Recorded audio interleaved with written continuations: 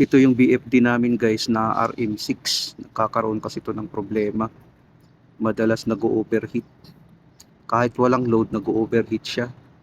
So sabi ko, baka may problema to sa loob. Ang ginawa ko guys, nag-attempt ako ng yung heat gun. Pinag-blower ko yung heat gun. Kasi may possibility kasi pag nagkakaroon ng moisture yung yung BFD natin, magkakaroon din ng maiiba din yung program. Kaya kailangan talaga i-reheat siya kasi electronics kasi yan sa loob. Kaya yun talaga ang unang pumasok sa isipan ko guys, na i-reheat. Kasi nag-overheat siya, magtataka ako kahit walang load. Yun ang problema dyan. Bakit nag-overheat kahit walang load? So kailangan talaga siya. Yan kasi ang niya, model RM6. So bali 380 volts yan siya. Ngayon guys, nung sinubukan ko na lagyan ng load, okay na siya ngayon.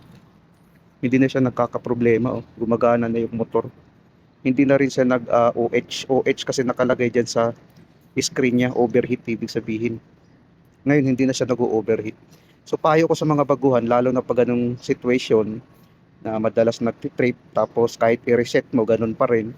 So dapat i-pull out nyo, dalhin nyo sa shop. Tapos ngayon i-blower nyo muna para mag-dry siya guys, saka natin applyan ng heat gun. Bali i-reheat natin yung electronics niya, yung sa PVC board niya.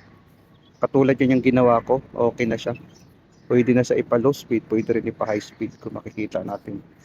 Talagang pinull out ko yan galing sa production tapos dinala ko dyan sa shop.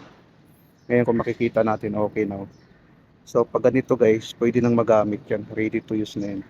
Yan kasi yung yung pinag-short ko yung X1 at saka yung common para sa high and low speed niya.